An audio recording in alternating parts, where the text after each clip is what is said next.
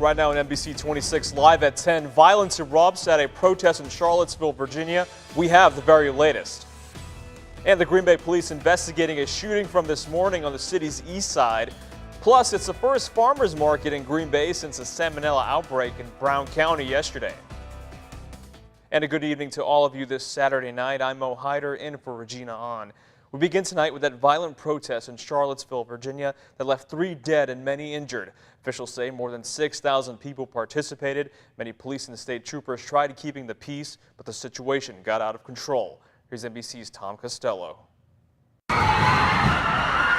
A horrifying scene in Charlottesville as this car plowed into a crowd of people. The driver then backing up, and witnesses say dragging at least one person. It's barreling towards the protesters. I jump out of the way, I scream, car. 3 cars involved in the chain reaction crash, killing at least one person. That's when he went right through the crowd. Yeah. Brennan Gilmore and Chris Mahoney took video of the moment of impact. He took aim at the crowd? Yeah, I mean, it was a very narrow street, and he sort of slowed down and then just slammed into them very, very hard.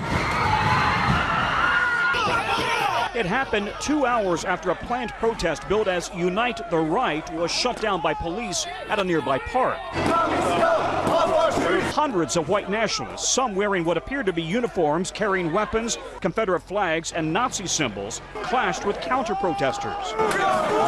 The rally originally meant to protest the city's decision to remove the statue of Confederate General Robert E. Lee, but it quickly turned to chaos. You will not replace us! Unite the Right organizer Jason Kessler live-streamed this video. Look, we're being gassed now. The Charlottesville Police Department is allowing people to come in here, gas us. They won't allow us into the event, even though we had a permit. If you do not disperse immediately, you will be arrested. Police stepped in, a massive presence, clearing the demonstrators from the area, declaring it an unlawful assembly, the largest deployment of Virginia State Police in nearly 3 decades. Tensions began simmering last night when white nationalists carried torches in the city, eerily reminiscent of Nazi Party propaganda events in the 20s and 30s. Today, President Trump responded to the violence. We condemn in the strongest possible terms this egregious display of hatred, bigotry, and violence on many sides. The mayor of Charlottesville also weighed in, saying he is brokenhearted and urged people to go home. Charlottesville police have arrested a suspect who they say could be the driver of that car you saw earlier. James Alex Fields Jr. is being charged with second-degree murder, malicious wounding, and hit and run. Fields is being held without bond. Virginia Governor Tom McAuliffe is also condemning the violence. Here's what he had to say at a press conference earlier today. You came here today to hurt people, and you did hurt people. But my message is clear. We are stronger than you. You have made our Commonwealth stronger. You will not succeed. There is no place for you here. There is no place for you in America. Now back here at home, shoppers at today's farmers market in Green Bay using a little extra caution. Yesterday, the Brown County Health Department blamed a salmonella outbreak on peas sold at the market back in July, leaving some to wonder if their food is safe. NBC 26's Shane Gustafson has that reaction. Green Bay's farmers market busy as usual Saturday morning, despite news of a salmonella outbreak less than 24 hours earlier. I don't know, I thought it was kind of strange. I'd never heard anyone else getting sick before from a farmer's market. The Brown County Health Department blames peas, which were sold at the market back in July, for an outbreak of Salmonella Thompson. 4 people in Brown County got sick, and at least 1 other in Fond du Lac County. It did kind of make me skeptical, like, okay, well, what are we buying? But we still came anyways. Check it out. Word of the outbreak was also hard for vendors, many of which make a living at the downtown Saturday market. At first I thought it would affect the crowd, but it really don't seem to be affecting the crowd. Don Spohr was just one of the farmers sharing the concern, but his booth was full throughout the morning with people snatching up his crops. At least they're not just abandoning the farmers markets. They're just taking it in stride and going from there. And there are ways to avoid getting sick. One farmer we talked with here at the market says if you're worried about buying fresh produce, the best thing to do is ask the farmer about their growing process. He said that could ease some concerns. A lot of these farmers are really careful and cognizant of what they're doing. They know that there's bacteria everywhere. And despite an ongoing investigation from the health department, some shoppers say they trust their local farmers. We come every week and we still will try it and see how it goes. Keeping you connected, Shane Gustafson, NBC 26. Shane, thank you. Now, the health department says it's investigating to find out which vendor sold those peas in July. Downtown Green Bay Inc., the organization which runs the market, says of all the vendors are licensed to sell food. Still, they say it's important to cook all raw food properly. Well, I must say, I think a lot of us are liking the weather outside, but is it going to last? Meteorologist Michael Fish has that answer. Fish. Oh, Mo, you want more, huh? You want more of this. Okay, I think we're going to keep this going for another day with the comfortable humidity. Did anyone feel just a little touch of fall in the air? I mean, just a touch.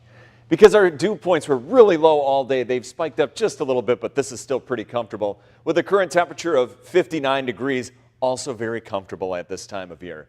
Now look at precipitation, some rain to the north, out to the west, but high pressure in charge for us as we head through the night tonight and through most of the day tomorrow. Here's a look at high-res future radar heading through the night. Completely quiet for you. Should be beautiful. With current temperatures, 63 in Appleton, 59 in Oshkosh. Winds pretty much becoming light as we head through the night here. Here's tomorrow, though. Look at this. The wind's not too bad. Temperatures popping into the 70s to around 80, increasing clouds, but Mo, of course, more rain is in the forecast. I'll talk about when that gets here coming up. All right, thanks so much for that report, Fish. Now, Green Bay police are investigating a shooting on the city's east side. Police say they were called to a local hospital around 1 this morning for a shooting that happened on the 2600 block of Browning Road. They say the victim was treated for a gunshot with no life-threatening injuries. Officers say it does not appear to be a random act of violence. A garage is a total loss after crews from the village of Howard responded to a fire early this morning. This happened on the 1700 block of Island Court. The village says when crews got there, they saw smoke and flames coming from the two-stall detached garage. Crews did contain the fire. Nobody was hurt. The cause of the fire is still under investigation. Waupaca County officials are asking for your help in locating 15-year-old Andrew Robinson of Tigerton. They say Robinson was last seen on Wednesday, August 9th, and believe he left home on his own. A 1996 silver Toyota pickup truck is also missing. That truck has a license plate number MA4501.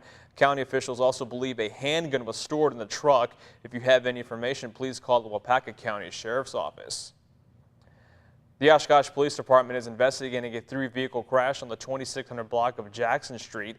They say all those were involved were transported to a hospital and are being treated. One, though, is suffering life-threatening injuries, but Jackson Street is now reopened. Well, still to come on NBC 26 Live at 10. Who doesn't enjoy a good old hamburger? Doesn't is chowing down on some at Burger Fest today. We'll have more on that right after the break. But first, what's the weather looking like for the rest of the weekend? Michael Fish has another look at your forecast. And now, your NBC 26 Storm Shield forecast with meteorologist Michael Fish.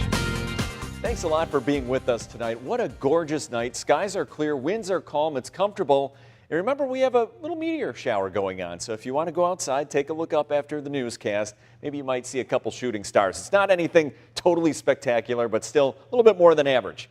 Again, 59, the dew point is really comfortable. It's going to be a really nice night as well. Now, precipitation, we have rain to our north, we have it out to our west, but we have high pressure in charge. As long as that's in charge, it should keep that rain to our west for now until a low pressure is slowly going to track on through here.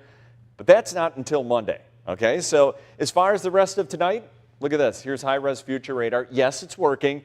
We're going to keep things completely quiet. And even tomorrow, most of the day, right now, looking okay. So as far as your high temperature today, we made it to 78 degrees. And you look around us, see what's heading our way. We've got 80 in Minneapolis, 81 in International Falls, 79 in Fargo. It's moving our way. So maybe a couple degrees onto today, but still the humidity isn't going to be that bad at all. Now, as far as our current temperatures, we've got Menominee, 60 degrees, Oshkosh, you're 59, Watoma, 56 degrees. Either way you cut it, this isn't that bad, but as these temperatures get close to the dew point, which is 58 in Green Bay, with these light winds, you have those two temperatures meet, you start to get some patchy fog, dew on the grass, dew on your car. Just be aware of that as we head through the overnight, but I know not a lot of driving going on. So there's that high pressure right now keeping us quiet for the time being. This low pressure going to move on in mainly later Sunday night going into Monday. that could make things just a bit more active, just a chance of it. Well, let's take a look at Skycast. Again, heading through the night, we're going to be completely quiet. You're going to start off with a lot of sunshine again tomorrow morning. Maybe just that touch of fall in the air. Shouldn't be too bad, though. And by the time we go into the afternoon, you see these clouds starting to increase. It's trying to paint a couple tiny little dots of green. I think most of us are going to have just a fine day. Winds aren't going to be bad at all. And then we start to watch this low pressure tracking its way on in as we go into Monday. Here we are overnight Sunday into Monday morning. You see a couple little patches of green. Even in the afternoon, a couple scattered showers or a thunderstorm possible. Not a guarantee, but with the low in the area, you got to take a look at it. So here's a look at Cabin Cast exit. Elite Realty, 77 tomorrow, Eagle River, Shawano 80, Wapaka. Basically, you see most of us going to be okay. It's way out to the west, maybe a chance of a shower. But tonight, mostly clear. Little patchy fog late. Winds pretty much light right now. As far as tomorrow is concerned, it's not going to be that bad of a day. 80 degrees, clouds on the increase. We should keep the rain off to our west. Otherwise, those winds not going to be bad either. Out of the south-southwest, only 5 to 10 miles per hour. And here's a look at your extended forecast. And I wish it wasn't quite as noisy once again, because we just can't catch a break this summer. Again, that chance of a shower or thunderstorm as we head through the day on Monday. Tuesday, a lull. And then the humidity, it looks like it's going to return for Wednesday and Thursday, feeling like summer. But with that, again, a chance of a shower or thunderstorm. So, Mo, it's like, could we string together like 4 days where nothing happens? Could we just do that once? I wish. A lot of inconsistency, but I'm going to enjoy it, like I told you earlier, for the time being. Yeah, perfect. Tomorrow should be beautiful. Absolutely. Hope so. All right, thanks so much for that report, Fish. Now, still ahead on NBC 26, live at 6. If you like burgers, you'll love this. Dozens gathering in downtown for Burger Fest, plus kicking for a great cause. See how these karate kids are helping raise money and making wishes come true at the same time. You're watching NBC 26, live at 6. Thanks for staying with us. Now, Wisconsin isn't just about cheese. Today, hamburgers stole the show in Seymour. The annual Burger Fest kicked off without a parade in downtown. After that, people from all over the country were able to enjoy burgers, play games, and even head down to the ketchup slide. One family said they travel from Milwaukee each year just to take in the festivities. We love the parade. We love, again, the ketchup slide. At the end of the day, what a highlight that is, ketchup and water on a slip and slide. I will not do it. Seymour claims to be the birthplace of the hamburger. The event's website says it's happened back in 1885, and each year chefs cook up a large hamburger at the fest to celebrate its birth. Make-A-Wish Wisconsin and Karate America in Appleton are teaming up for a great cause for weeks. Those karate students, as you see there, and their families raise money by hosting what they're calling a kick-a-thon. Those donations will go towards a Make-A-Wish Foundation, making dreams come true. Participants say they want fundraisers to have a long-term impact on young people. I want them to understand that it's important to be a giver, to give in life, right, to help others. And I think if we start this at a young age, this will be something that will carry with them through life. We just have all these opportunities, and if I can get like these kids to come here and participate, I feel like that's a major goal and win that I've participated in. Of course, all for a great cause. And that's today, in case you're wondering, over $5,000 was raised. Also coming up in sports, the Packers bringing back a familiar face on special teams. Plus, the Brewers ending their 6-game losing streak in dramatic fashion. Chris Barrier up next with sports.